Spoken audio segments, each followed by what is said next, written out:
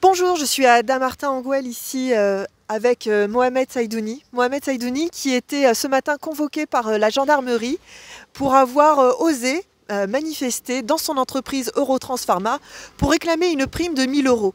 Une prime de 1 000 euros parce que tu as travaillé pendant le confinement. Il faut savoir que ton entreprise distribue du matériel médical, des produits pharmaceutiques dans les hôpitaux. Donc on peut dire qu'ils en ont eu cruellement besoin. Et toi, tu as assuré, tu y as été, parfois sans protection, et y compris dans les foyers les plus épidémiques. Tu y as été parce qu'il fallait sauver des vies. Aujourd'hui, tu demandes une reconnaissance. Et on voit quelle reconnaissance Stéphane Baudry lui a donnée. C'est ça, exactement. Comme tu l'as bien dit, au début c'était sans protection. Avant le confinement national, il y a eu le pré-confinement pour, tout le monde s'en rappelle, la zone de Creil, Crépy, tout ça. J'ai moi-même été livré là-bas, sans aucun équipement.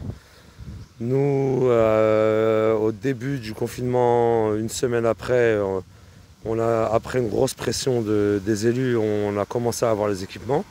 À savoir qu'au début, on nous disait « Oui, mais il n'y en a pas, vous le savez, pénurie nationale ». On leur répond « Vous plaisantez, ils sont là derrière dans nos caisses, on les livre, et il n'y en a pas pour nous ». Ça ne nous paraissait pas logique.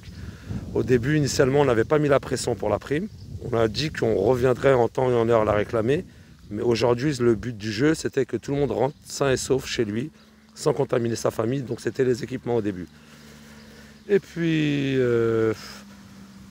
puis voilà, maintenant on nous propose 500 € pour les premières lignes et 250 € pour le télétravail. Pour nous, c'est inacceptable parce qu'au début, on a eu un surcroît d'activité. Au début, on avait 30% d'activité en plus. Et ça, c'est même le président qui le confirme via article de presse.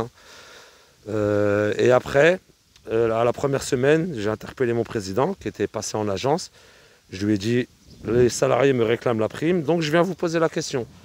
Alors monsieur est monté comme d'habitude, avec lui quand on tape quand on parle porte-monnaie et argent, il est monté dans le rouge, m'a crié dessus, d'ailleurs m'a poustillonné dessus d'ailleurs, en me disant vous vous rendez compte, on perd de l'argent. Je dis mais pardon, descendez sur les quais, vous allez voir si on a moins de travail. Non, pardon, c'est Ciblex, société sœur, qui perd de l'argent. Et du coup, il a fait un gros transfert d'activité, car Ciblex, eux, réellement étaient impactés négativement, contrairement à nous, pour leur donner du fret. Et le mois d'après, en réunion CSE, on fait un petit rappel, pensez à la prime, n'oubliez pas. Oui, mais on perd de l'argent, il y a moins de travail, regardez. Et eux ne nous annoncent pas clairement qu'ils ont transféré du fret. C'est via les élus de Ciblex, via notre connaissance du terrain, qu'on se rend compte qu'il y a eu transfert d'activité. Et donc voilà, c'est toujours compliqué quand on parle argent, quand on parle revalorisation de salaire, quand on parle tout ça. C'est qu'on bute contre un mur. Oui, parce qu'en fait, pour être bien précis, Stéphane Baudry est donc à la tête d'un empire familial, puisque on a un chiffre d'affaires qui augmente, et ça, ce sont les experts comptables qui le disent depuis plusieurs années, mais pourtant les salaires n'ont pas suivi derrière. Au contraire, on a même eu des plans sociaux déguisés, puisque les effectifs ont parfois été jusqu'à être divisés par deux. Et Stéphane Baudry, c'est quand même un empire qui pèse plus de 1 milliard d'euros sur ce secteur. On le voit à la tête de plusieurs entreprises comme Eurotransforma, dont tu fais partie, mais également Ciblex, on a également Moviento, Dufour, CSP, etc. Bref, c'est le leader européen dans tout ce qui est transport de produits pharmaceutiques. Et pourtant, en matière de politique sociale, il oublie souvent les salaires. Complètement, carrément. La preuve en est, chez nous à Eurotransforma, les entretiens annuels, les entretiens de professionnalisation, tout ça, si ce n'était pas les élus qui tapaient du poing, il n'y en avait pas. Clairement. Et oui, le plan social déguisé, il y a 5 ans, on était plus de 700, on n'était pas loin de 750 salariés. Aujourd'hui, on est moins de 400. Voilà, gros problème. On ne respecte rien, la BDES, la bande de données économiques et sociales. Il y a seulement 1 an qu'on l'a à disposition, avant on ne l'avait pas. Les plans de formation, ça n'existe pas. Les évolutions sont inexistantes. Très compliqué, très compliqué. Effectivement, on pourrait quand même s'intéresser aux agissements de cet empire, parce que quand on fouille un petit peu, on remarque qu'il y a un recours abusif à l'intérim, qu'il y a du chantage à l'emploi, comme toi d'ailleurs tu as pu malheureusement être victime, et puis il y a des manquements graves. Des manquements graves, et ça nous concerne tous, aux conditions notamment de sécurité et de transport des produits pharmaceutiques. Je rappellerai d'ailleurs qu'une de ces entreprises, CSP, est en procès actuellement pour justement des manquements graves sur un vaccin Méningitech qui a contaminé 240 familles. Et ça, ce ne sont que les familles qui se portent partie civile, mais il y en a beaucoup d'autres.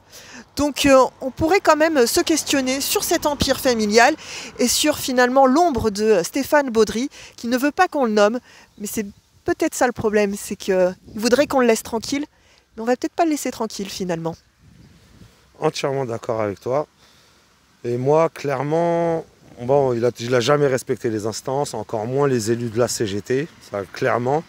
Mais moi, j'ai remarqué clairement qu'il veut ma tête depuis que j'ai lancé une alerte concernant un nouveau dépôt qui a ouvert à Montpellier, où sur projet, on m'annonce qu'il y a un caisson 15-25 degrés pour le fret 15-25, un caisson froid de 8 degrés pour le froid, mais il a oublié la détermination et l'engagement des élus CGT, à savoir, pendant mes vacances, je suis parti visiter ce dépôt, et je me rends compte qu'il n'y a pas de caisson 15-25. J'envoie des mails, je relance, aucune réponse. Qu'est-ce que je fais? Moi, j'ai pas de réponse. Moi, il me faut une réponse. Moi, je sais que c'est des produits, il y a des enfants qui prennent ces produits-là, il y a nos familles qui prennent ces produits-là. On a une responsabilité envers nos concitoyens. Alors, je tape un peu plus haut. Je renvoie tous ces mails-là à l'ANSM, qui est l'Agence nationale de surveillance du médicament. Alors là, ça y est, le président est revenu pour me repoussiner dessus et me recracher dessus, en me disant que c'est inadmissible, qu'il y aura des sanctions, que je vais être convoqué, etc. etc. Voilà. Donc monsieur veut faire de l'argent et de n'importe quelle manière, et il ne faut pas qu'on l'embête. C'est comme ça que ça se passe. Mais on ne se laissera pas faire. Donc vous voyez, il y a quand même beaucoup de choses à faire, à enquêter, notamment sur les médicaments.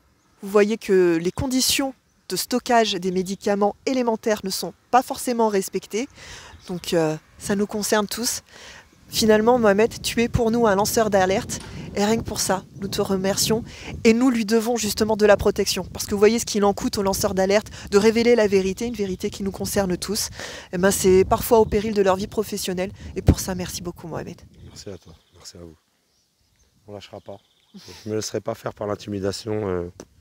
Je peux pas. J'ai une fierté. Je suis peut-être pas super beau, je suis peut-être pas super riche, mais quand je me regarde dans le miroir, je suis fier de ce que je vois. Et je continuerai. Stéphane Baudry, je ne suis pas sûr que ça soit la même. Et heureusement, je tiens à remercier certains élus aussi, qui sont comme moi aussi déterminés et qui nous donnent de la force. Et notamment aussi d'autres élus du groupe, d'autres sociétés du groupe. Je pense à Ciblex, je pense à CSP. Et voilà, faut continuer la lutte, c'est pas fini. Voilà.